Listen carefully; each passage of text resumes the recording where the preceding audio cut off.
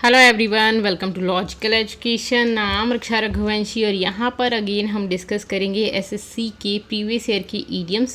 Next 25 idioms हम यहाँ पे डिस्कस करने वाले हैं। इससे पहले हम 50 ईडियम्स कंप्लीट कर चुके हैं। इसमें मैंने ईयर भी लिखा हुआ है, तो आपको ये भी पता चल जाएगा कब और ये ईडियम पूछा गया है और किस टाइप के ईडियम्स पूछे जाते हैं वो भी, और इन्हीं ईडियम्स में से बार बार रिपीट होते हैं कुछ और एक्स्ट्रा भी, हम जो इम्पॉर्टेंट हैं वो भी डिस्कस करेंगे। तो चलिए स्टार्ट करते हैं। फर्स्ट आपको मैं एसएससी की ईडियम्स, लास्ट ईयर की ईडियम्स यहाँ पे करा रही हूँ। इसके बाद हम बैंकिंग के और बाकी सभी एग्ज़ाम्स के भी idioms, phrases, synonyms, antonyms cover करेंगे। तो चलिए स्टार्ट करते हैं। फर्स्ट हमारा है 51st जो है, इससे पहले वाले लेक्चर्स में हम 50 तक कंप्लीट कर चुके हैं। यहाँ पे 51st ईडियम है। ये क्या है? Gate the ball rolling. अब देखिए यहाँ पे समझते जाइएगा क्योंकि लर्न भी आपको करना है ना। मैं बता दूंगी फिर आप भूल जाएंगे तो कोई मतलब नहीं है, इसलिए समझते जाइएगा जिससे कि आपको ज़्यादा टाइम तक ये याद रहे। फिर रिवाइज भी करना है एक दो बार। Get the ball rolling, get the ball rolling. देखिए आप किसी भी बॉल में जब थोड़ा सा पुश करेंगे उसको तो वो रोल करते हुए चली जाएगी, ठीक है। तो ये तो बचपन से आप गेम खेलते ही रहे होंगे। गेट द बॉल रोलिंग, इस ईडियम का मतलब क्या होता है कि किसी भी चीज़ को स्टार्ट करना, इनिशिएट करना।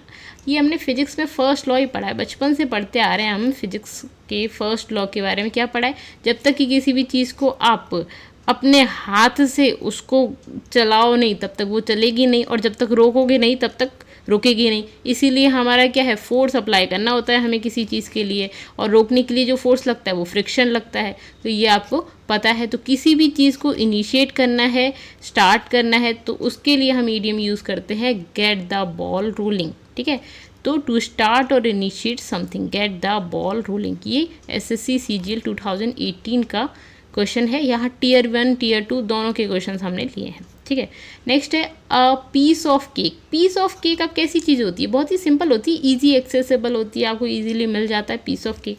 अ piece of cake, a piece of cake, something very easy और सिंपल, समथिंग वेरी इजी और simple. A piece of cake मतलब कि कोई चीज़ बहुत ही ईजी है, बहुत ही सिंपल है। ऐसी चीज़ के लिए हम क्या ईडियम यूज़ करेंगे? A piece of cake. Like आपका कोई टास्क है जिसको आप बहुत जल्दी कंप्लीट कर लेते हो, बहुत इजीली कंप्लीट कर लेते हो। ऐसा हो सकता है ना, आप अभी कॉलेज में हो, आपको 12th क्लास की बुक्स दी जाती हैं, आपको लगता है ये तो मेरे लिए पीस ऑफ केक है, तो that is a very easy और सिंपल, ठीक है। ये एसएससी सीजीएल 2017 का क्वेश्चन है, तो आपको याद रखने हैं। रिपीट भी होते हैं और बाकी एग्जाम्स में भी रिपीट हो सकते हैं। ऐसा नहीं एसएससी के एसएससी में रिपीट नहीं होंगे लेकिन और में तो हो जाएंगे, सीजीएल में नहीं होंगे, सीएचएसएल में हो जाएंगे। वैसे तो सीजीएल में भी सीजीएल के रिपीट हो जाते हैं। Okay, under the weather, under the weather. अब देखिए अंडर द वेदर का मतलब क्या है, इसको इस तरह से आप याद रख सकते हैं। जब भी वेदर चेंज होता है ना, जैसे कि समर्स है और मानसून सीज़न आ रहा है, तो जब भी वेदर चेंज होता है तो हमारी तबीयत ख़राब होती है ना, क्योंकि हम फ्रिज का चिल्ड वाटर पी रहे होते हैं समर्स में, और जैसे ही वेदर चेंज होता है वही चिल्ड वाटर हमें परेशान कर देता है, ठीक है। तो अंडर द वेदर का वेदर का मतलब क्या है? फीलिंग अनवेल और sick. Under the weather, feeling unwell और सिक, फीलिंग अनवेल और सिक, ठीक है। तो 51, 52, 53 तीनों याद हो गए। गेट द बॉल रोलिंग मतलब कि टू स्टार्ट और initiate something, a piece of cake बहुत ही सिंपल और easy task, and under the weather, feeling unwell और सिक। नेक्स्ट 3 ईडियम्स और देख लेते हैं यहाँ पे। A blessing in disguise, disguise मतलब खराब, ब्लेसिंग मतलब अच्छा, इन डिस्गाइज बुरे में अच्छा, ठीक है। ब्लेसिंग इन डिस्गाइज खराब में कोई अच्छी चीज़। Something that initially appears to be a problem but turns out to be beneficial. Initially हमें कोई चीज़ बहुत बड़ी बड़ी प्रॉब्लम दिखती है, बाद में हमें वो बेनिफिशियल दिख जाए, तो इसी को क्या बोलते हैं? Blessing in disguise. लाइक आपका प्रोजेक्ट आता है स्कूल कॉलेज में, आपको कुछ प्रोजेक्ट करने को मिलते हैं, कुछ एक्स्ट्रा करिकुलर आपको करने को मिलता है, तो आपको लगता है अरे यार ये बड़ी दिक्कत आ गई, ये तो करना ही है, साथ में ये भी करना है, तो बड़ी प्रॉब्लम लगती है आपको। बाद में जब समझ आता है कि यार ये तो हमारे बेनिफिशियल के लिए था, इससे तो हमारा कुछ फ़ायदा ही हो गया है। तो something that initially appears to be a problem but turns out to be beneficial. जब कभी ऐसा भी होता है कि हमारे पास कोई गेस्ट आते हैं और हमें अनकम्फर्ट फील होता है, और बाद में हमें लगता है यार अच्छा है, ये तो अच्छा आए, हमारे लिए बहुत कुछ सीखने को मिला या हमें बहुत अच्छा लगा उनके साथ, तो इनिशियली वो चीज़ आपको कैसी लग रही है? प्रॉब्लम लग रही है, but it turns out to be a beneficial, that is blessing in disguise. Disguise कुछ बुरे में भी अच्छा। ये मैंने आपको एग्जाम्पल दिए थे, कभी कुछ होता है हमारे साथ, कुछ भी बुरा होता है, उसमें कुछ ना कुछ तो अच्छा रहता ही है, ठीक है, that is blessing in disguise. Okay, a penny for your thoughts. A penny for your thoughts क्या होता है? ये होता है कि आप किसी से पूछ रहे हैं वो क्या सोच रहा है। जैसे आपका कोई फ्रेंड परेशान है, आप उससे पूछ रहे हैं क्या सोच रहा है भाई, तो that is a penny for your thoughts, a way of asking someone what they are thinking about. किसी से पूछने का तरीका कि वो क्या सोच रहे हैं। जैसे आप पूछते हो क्या सोच रहा है, इतना गहन चिंतन में क्यों हो भाई, तो that is Penney for your thoughts, Penney for your thoughts, ठीक है। Keep an eye on. Keep an eye on मतलब क्या है? इसका मतलब आप समझ ही रहे हो कि किसी पे आपने अपनी आंखें गड़ा रखी है, मतलब उसके बारे में आप क्लोजली मॉनिटर कर रहे हो, उसको देख रहे हो। टू वॉच और मॉनिटर समवन और समथिंग क्लोजली। टू वॉच और मॉनिटर समवन और something closely. Keep an eye on, to watch और मॉनिटर समवन और समथिंग क्लोजली। तीनों याद हो गए। ब्लेसिंग इन डिस्गाइज मतलब बुरे में भी कुछ अच्छा, ठीक है। कुछ चीज़ पहले जब आपको ख़राब लग रही है, प्रॉब्लम लग रही है, बाद में बेनिफिशियल हो गई वही चीज़। अब पेनी for your thoughts. Penney for your thoughts का मतलब क्या है? किसी से पूछने का तरीका कि वो क्या सोच रहा है, what they are thinking about. Keep an eye on, to monitor someone और समथिंग क्लोजली। नेक्स्ट चलते हैं 57 पर। Hit the nail on the head. Hit the nail on the head. देखिए ये hit the nail on the head क्या मतलब इसका? To express something accurately और to be precisely right about something. मतलब किसी चीज़ के बारे में आप एक्यूरेटली और प्रिसाइजली उसको एक्सप्रेस कर रहे हो। जैसे अभी मैं आपको एक्यूरेटली और प्रिसाइजली इस चीज़ को एक्सप्लेन कर रही हूँ, ठीक है, तो बेसिकली उसके दिमाग में फिट हो जाए इस तरह से। किसी चीज़ के बारे में प्रिसाइजली और एक्यूरेटली एक्सप्रेस करना। टू एक्सप्रेस समथिंग एक्यूरेटली और to be precisely right about something, ठीक है। आप बोलते हो ना कि ऐसे बोलो कि दिमाग में फिट हो जाए, बिल्कुल ऐसे कील की तरह फिट हो जाए, that is hit the nail on the head. Hit the nail on the head, ठीक है, hit the nail on the head. Next है break the leg. Break the leg ये आपने सुना होगा, ये सिंपल ही है, ज़्यादा टफ नहीं है। Break the leg. Break the leg का मतलब क्या होता है कि हम किसी को ऑल द बेस्ट बोलते हैं, ठीक है। The a way of wishing someone good luck. कोई लाइक फुटबॉल खेलने जा रहा है, वॉलीबॉल खेलने जा रहा है या कुछ भी, तो आप बोलते हो ब्रेक द लेग, ठीक है, मतलब बिल्कुल जम के खेलो, ऑल द बेस्ट, ठीक है, वाला चीज़ जब हम बोलते हैं तो उसको बोलते हैं ब्रेक द लेग या ब्रेक अ लेग। अब एक और ईडियम मैंने लास्ट लेक्चर्स में बताया था, break the ice. Break the ice, ICE वाला आइस, ठीक है, ब्रेक द आइस। इसका मीनिंग क्या होता है मुझे कमेंट सेक्शन में बताइए। ब्रेक द आइस ये भी प्रीवियस ईयर में पूछा गया है। ब्रेक अ लेग का मतलब क्या होता है? A way of wishing someone good luck, ठीक है, इतना अच्छा खेल के आओ, that is break a leg. Okay, let the cat out of the bag. Let the cat out of the bag मतलब कि कोई चीज़ आपने, कोई सीक्रेट है, कोई कॉन्फिडेंशियल इन्फॉर्मेशन है, उसको रिवील करना। देखो जैसे कि ये बैग के अंदर छुपी हुई थी, किसी को पता नहीं था, तो अब ये बाहर आ गई, तो लेट द कैट, इस कैट को बाहर आने दो आउट ऑफ द बैग। तो टू रिवील अ सीक्रेट और confidential information, that is let the cat out of the bag, to reveal a secret और कॉन्फिडेंशियल इन्फॉर्मेशन। ओके, क्लियर है। तो hit the nail on the head का मतलब क्या है कि किसी चीज़ को एक्यूरेटली और प्रिसाइजली एक्सप्रेस करना। Break a leg, good luck बोलना।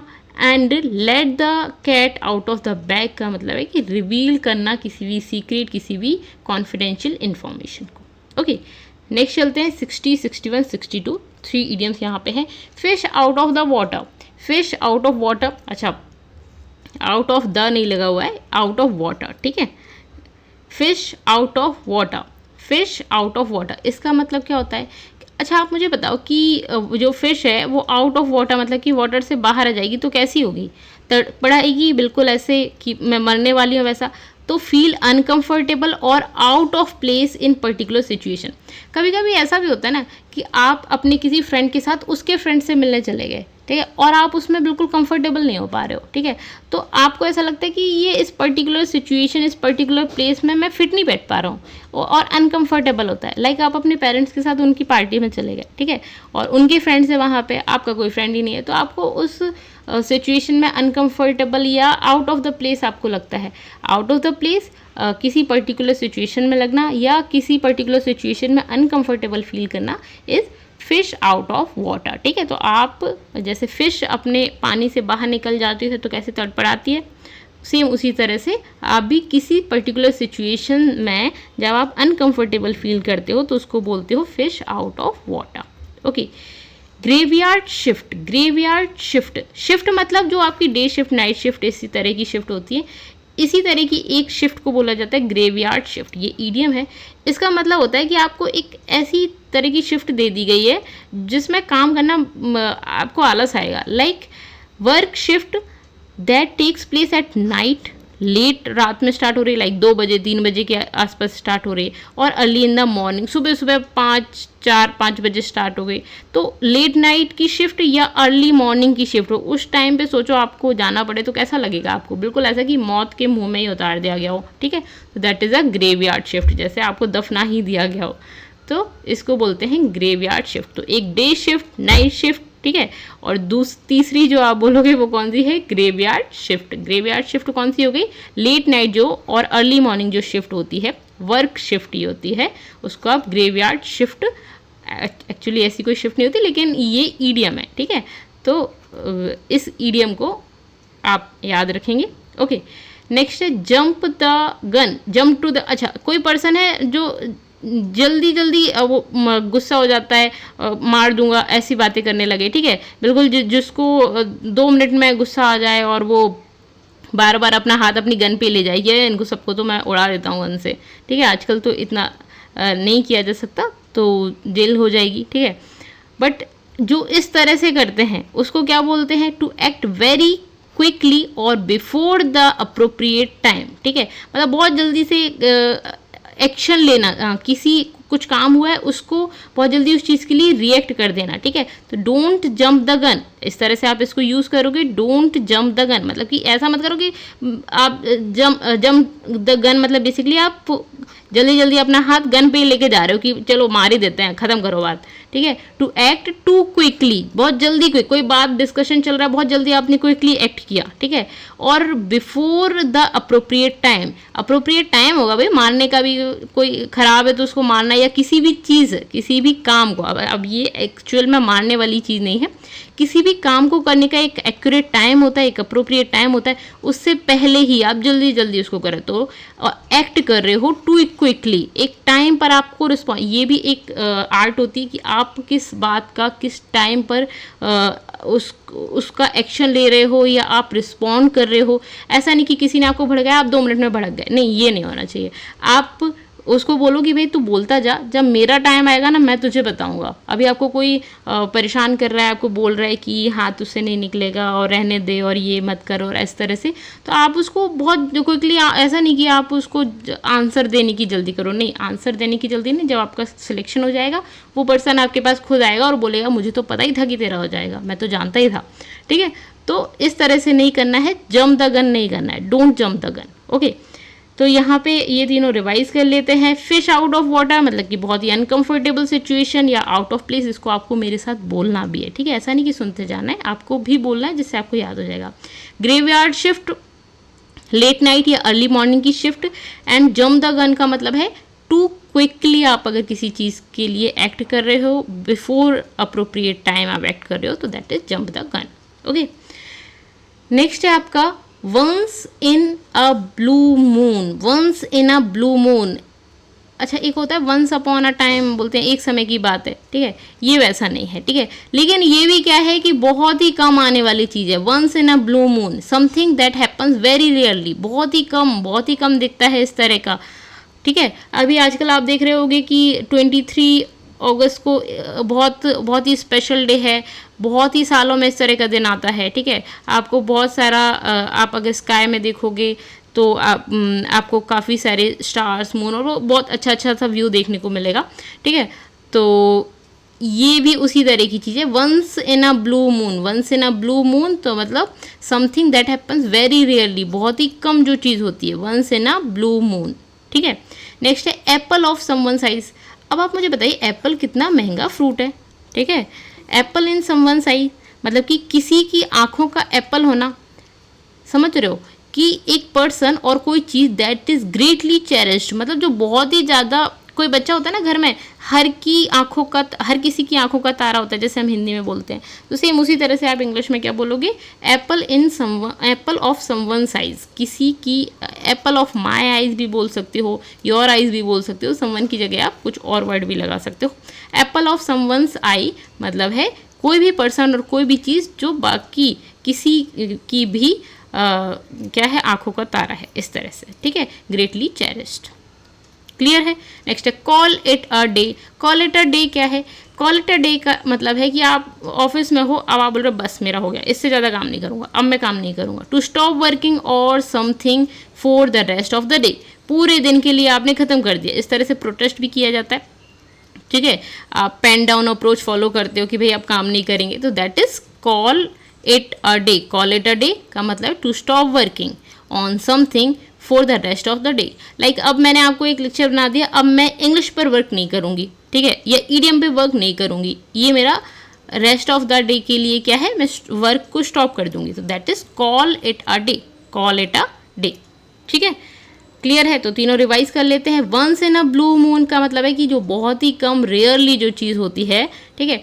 एप्पल ऑफ समवन साइज का मतलब क्या है, अ पर्सन और thing that is greatly cherished. And call it a day का मतलब क्या है, to stop working on something for rest of the day. Okay, next आ जाते हैं ये 3 इडियम्स।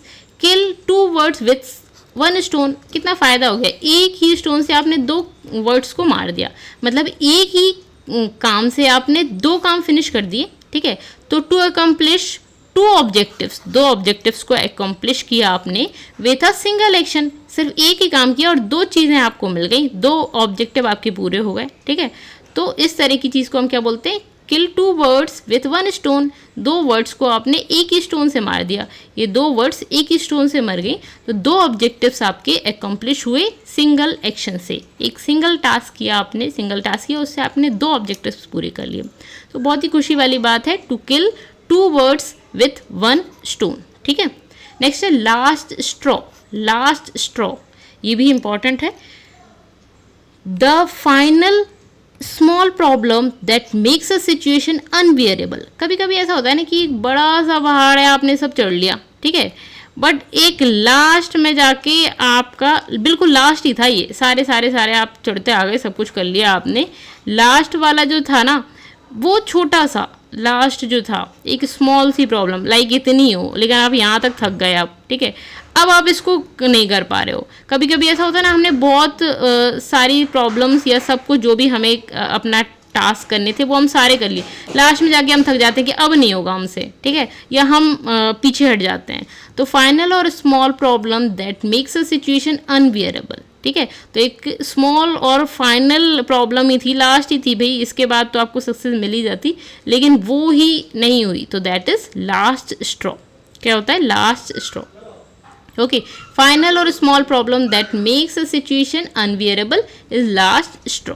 नेक्स्ट है make hay while the sun shines. अच्छा मुझे बताइए, जब सूरज उगेगा उस टाइम पे आप हे बनाओगे तो ये अच्छी चीज़ है, ठीक है, एडवांटेज मिल रहा है आपको इस सनशाइन का, ठीक है, तो आपको काम कम करना पड़ेगा। तो to take advantage of an opportunity while it last, ठीक है, तो to take advantage of an opportunity, किसी भी अपॉर्चुनिटी का एडवांटेज लेना जब फेवरेबल कंडीशन हो, ठीक है, तो इसको बोलते हैं make hay while the sunshine, ठीक है। तो जब आप हे बना रहे हो, जब सनशाइन बिल्कुल कड़कती हुई धूप में आप इसको कर रहे हो, तो ये एक फेवरेबल कंडीशन है, आप एडवांटेज ले रहे हो उस अपॉर्चुनिटी का, ठीक है। तो to take advantage of an opportunity while it last. Okay, तो इन तीनों को वापस रिवाइज कर लेते हैं। किल 2 वर्ड्स विथ 1 स्टोन, तो एक स्टोन से आपने 2 वर्ड्स को मार दिया, तो आपने एक एक्शन से, सिंगल एक्शन से 2 ऑब्जेक्टिव्स अकम्प्लिश किए।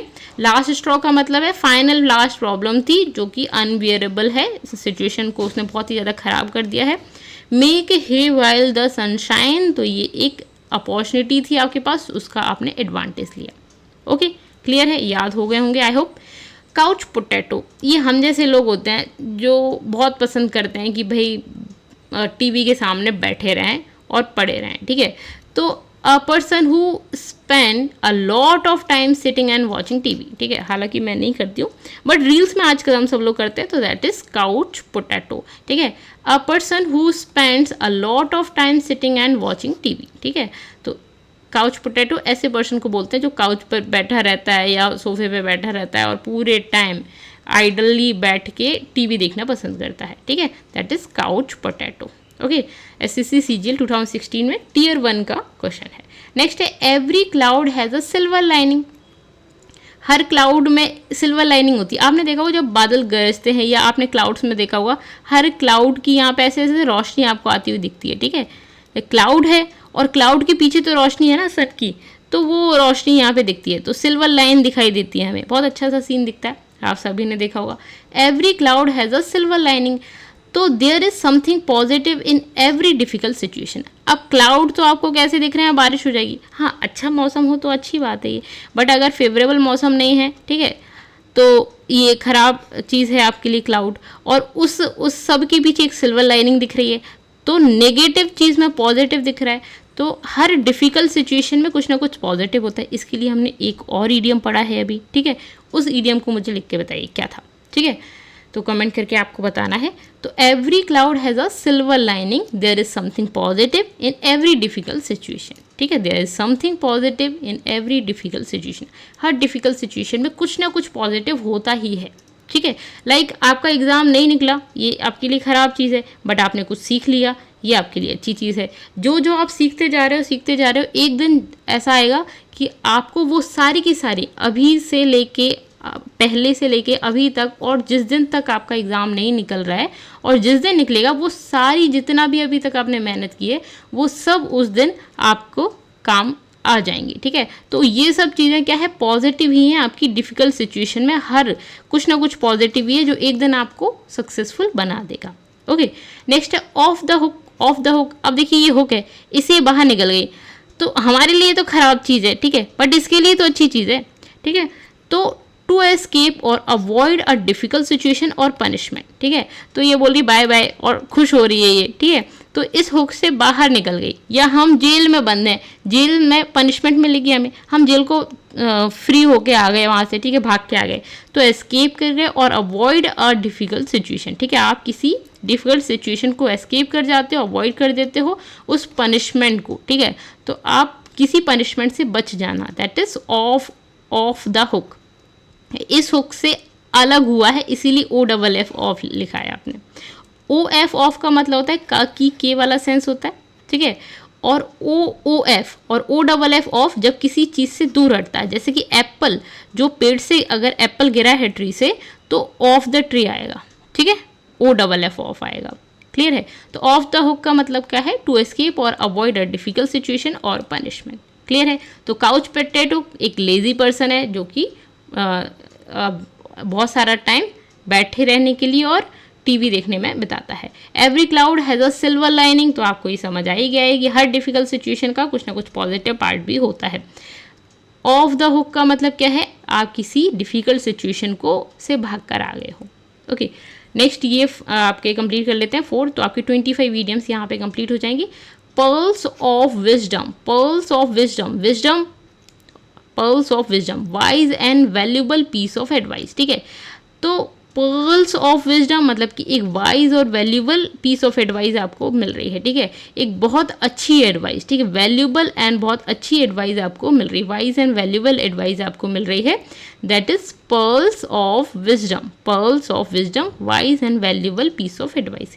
Quick on the draw, quick on the draw, बहुत ही जल्दी, रिएक्ट क्विकली और थिंक फास्ट, आप बहुत क्विकली, जैसे मैंने आपको क्वेश्चन दिया आपने जल्दी से रिएक्ट कर दिया, रिएक्ट क्विकली और थिंक फास्ट, आप बहुत जल्दी सोच के आपने आंसर बता दिया, ठीक है, तो इसको क्या बोलते हैं, quick on the draw, quick on the draw, to react quickly और थिंक फास्ट, ठीक है, ये पॉजिटिव वे में ही है। जम द गन जो था वो नेगेटिव वे में था, ये कैसा है, पॉजिटिव वे में है, ठीक है। तो जम द गन के लिए आप क्या बोलोगे, डोंट जम द गन, ठीक है, आपको बहुत जल्दी इस तरह से रिएक्ट नहीं करना है, कुछ भी गलत हुआ आप बहुत जल्दी से उस पर रिएक्ट करने लग जाते, वो नहीं। यहाँ पे क्या है, आपने फास्ट कोई चीज़ सोची है, कैलकुलेशन या कुछ भी चीज़ आपने फास्ट की और आप बहुत जल्दी उसके लिए एक्शन ले पा रहे हो, ठीक है।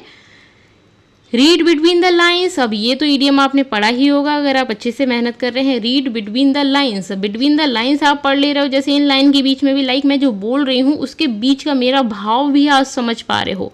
तो to understand the hidden meaning और इंटेंट बिहाइंड समथिंग, कोई लेटर लिखा हुआ है और लेटर में जो जो चीज़ें लिखी हुई हैं सिर्फ वही नहीं, उसकी वो पर्सन क्या सोच रहा था या वो क्या कहना चाह रहा है वो आपको समझ आ जाए, ठीक है। ईडियम का मतलब ही तो क्या होता है कि ये ईडियम में क्या छुपा हुआ है वो चीज़, ठीक है। तो to read between the lines का मतलब क्या होता है, टू अंडरस्टैंड हिडन मीनिंग और इंटेंट बिहाइंड समथिंग, ठीक है। तो हिडन मीनिंग क्या है उस चीज़ को भी समझ लेना, that is read between the lines, ठीक है। ये आपने काफ़ी सुना होगा, ये ईडियम काफ़ी इंपॉर्टेंट है एसएससी सीजीएल के लिए और एग्जाम्स के लिए भी कई बार आया हुआ है। Take with a grain of salt, take with a grain of salt, अच्छा सॉल्ट कैसा होता है, खट्टा होता है, ठीक है। तो आप खट्टी चीज़ आप मीठी चीज़ अगर कुछ खा रहे हो या कुछ भी, तो उसमें आप सॉल्ट अगर डाल रहे हो तो आपके लिए एक अच्छी चीज़ नहीं होगी ना वो। तो take with a grain of salt का मतलब क्या होता है, टू नॉट कम्प्लीटली बिलीव और ट्रस्ट समथिंग, पूरी तरह से आप किसी चीज़ पर किसी पर बिलीव नहीं करना है, किसी पर्सन पर, ठीक है। तो take with grain of salt मतलब पिंच ऑफ सॉल्ट या ग्रेन ऑफ सॉल्ट बोल सकते हो आप। तो जैसे होता है ना कि कोई बहुत मीठी बातें बोल रहा है, आपको ऐसा नहीं कि उसकी मीठी बातें आपको बहुत मधुर सी लग रही हैं तो आप उस पर पूरी तरह से बिलीव कर लो, ऐसा नहीं करना है। पूरी तरह से आपको किसी पर भी कंप्लीटली बिलीव और ट्रस्ट नहीं करना है, किसी पर भी, ठीक है। That is take with a grain of salt, take with a grain of salt, हर चीज़ को, किसी भी चीज़ को आपको थोड़ा सा सॉल्ट के साथ ही लेना है, ठीक है। बहुत ही मीठा नहीं लेना है। चलिए तो इन सबको और रिवाइज कर लेते हैं। पर्ल्स ऑफ विजडम का मतलब क्या है, wise and valuable piece of advice. Quick on the draw का मतलब क्या है कि आप बहुत ही फास्ट सोचते हो, क्विक रिएक्ट करते हो in positive way. Read between the lines, तो understand the hidden meaning of something, and take with a grain of salt, not completely believe और trust on something. Okay, clear है। यहाँ पे 25 questions हमने discuss किए, इनको आपको रिवाइज करना है वापस से।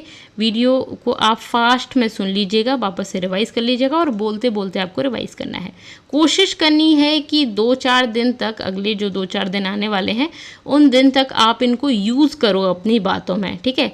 आप हिंदी में बोल रहे हो कोई दिक्कत नहीं है, इनको इंग्लिश में बोल लो, बस ये जो 2-4 आपको अपनी बातों में यूज़ करना है। 2-4 दिन, 10 दिन, 15 दिन आप इनको यूज़ करोगे तो आपको ये याद हो जाएंगे, ठीक है। बट ये आपको करना है, इससे आपको आपकी एक इम्प्रेशन भी अच्छा होता है, ठीक है। सिर्फ ईडियम्स इसलिए ही इम्पॉर्टेंट नहीं है कि हम एग्ज़ाम में आते हैं, इससे आपका इम्प्रेशन भी अच्छा पड़ता है अगर आप अपनी बातों में ईडियम्स यूज़ करते हैं तो। ओके, तो that's all for this lecture. Thank you so much. आपको पॉजिटिव रहना है, हार्ड वर्क करना है एंड एग्ज़ाम्स को क्लियर करना है। एंड आपको मेरे वीडियोस पसंद आते हैं तो प्लीज़ इसको लाइक करना है, चैनल को सब्सक्राइब कर लेना है और अपने फ्रेंड्स के साथ शेयर भी कर देना है। That's all for this lecture. Thank you so much. Thanks for watching.